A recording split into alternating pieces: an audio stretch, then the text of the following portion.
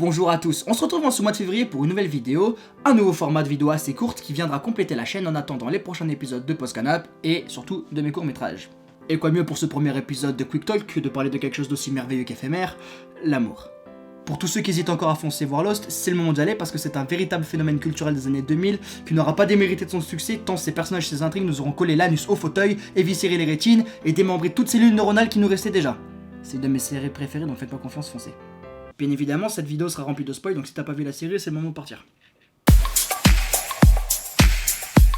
Bon, ça ne nous aura pas échappé, Kate finit avec ce personnage qui est aussi intéressant et charismatique que Jar Jar Binks dans Star Wars, Jack.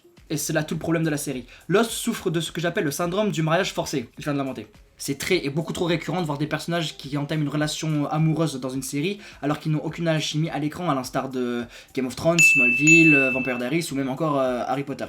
Oh non. Certains diront que le problème vient donc du choix de l'acteur, mais malheureusement ici c'est aussi un problème d'écriture. Bon alors je le répète, il est évident dès le début de la série que l'alchimie est beaucoup plus convaincante entre Kate et Sawyer. On va sauter directement l'introduction assez niaise qu'il y a eu entre Kate et Jack, où Kate en gros succombe directement au charme du gendre idéal américain et médecin que représente Jack. L'attirance est évidente dès les premiers mots échangés entre Kate et Sawyer dans la série.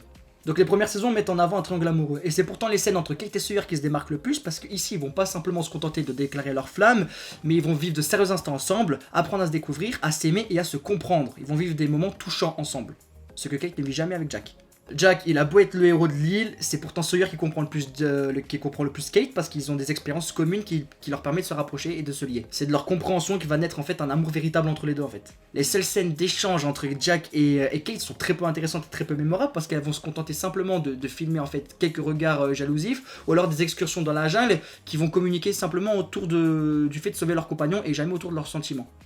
Alors je sais vraiment pas si c'est volontaire ou involontaire, mais les scénaristes ils ont davantage développé la relation entre Kate et Sawyer, ce qui est logique au vu de leurs caractéristiques. Kate est la seule à avoir en Sawyer sa bonté et sa fragilité, et Sawyer à l'inverse est le seul à avoir la noirceur qui habite Kate.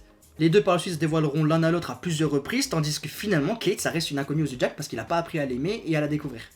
Et forcément le fait de multiplier les scènes entre mes deux tourtereaux préférés, ben forcément ça rajoute de la crédibilité et de la cohérence au couple. De plus, la relation entre Sawyer et Kate est ludique et très amusante, on dirait le jeu du chat et la souris. Il y a toujours cette chose piquante entre les deux, cette relation épicée, vous voyez ce que je veux dire. Alors qu'entre Jack et Kate, c'est toujours aussi ennuyeux, les échanges ne sont pas constructifs. C'est pour ça qu'il fait plaisir de voir quand Kate et Sawyer échangent deux trois mots, parce que bon bah on sait très bien qu'on va rire et qu'on va passer un bon moment.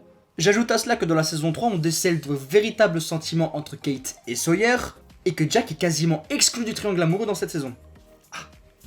Et puis, amusez-vous à compter le nombre de fois que Sawyer et Kate couchent ensemble, l'expression de la passion, c'est phénoménal. Il faudra pas attendre juste une ellipse pour qu'elle couche pour la première fois avec Jack, c'est-à-dire au bout de 5 ans. On s'était dit à ce moment-là, en tout cas je m'étais dit pour ma part, putain ça y est les scénaristes ils ont compris que Kate et Jack ça marche pas. Mais ils m'ont bien eu, c'est chagasse. Ce faux couple que j'appelle entre Kate et Jack en fait est basé uniquement sur le principe de la mauvaise fille qui tombe amoureuse du bon mec.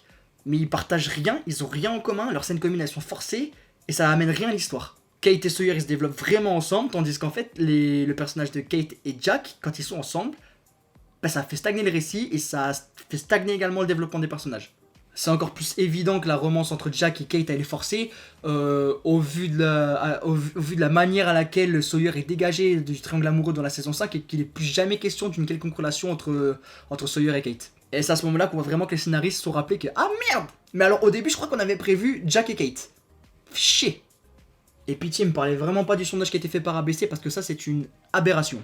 Voilà pourquoi selon moi, Kate et Sawyer auraient dû finir ensemble. J'ai un ami qui a un avis totalement différent sur la question et je pense que c'est toujours important d'avoir un contre-argument parce que ça fait toujours avancer le débat. Je vous le présente, Momo parle de foot.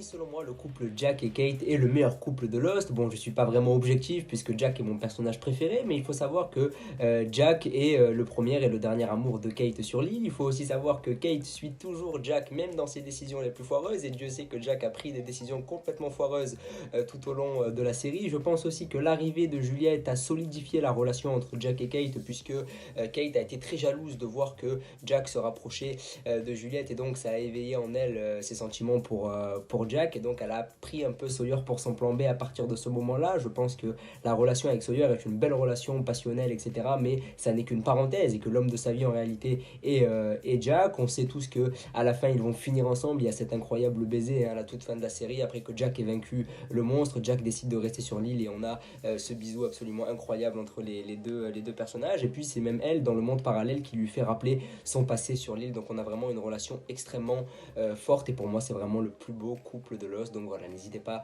à dire ce que vous en pensez. Merci beaucoup. Merci à tous pour avoir regardé ce bref épisode de Quick Talk, et on se retrouve pour de prochaines vidéos.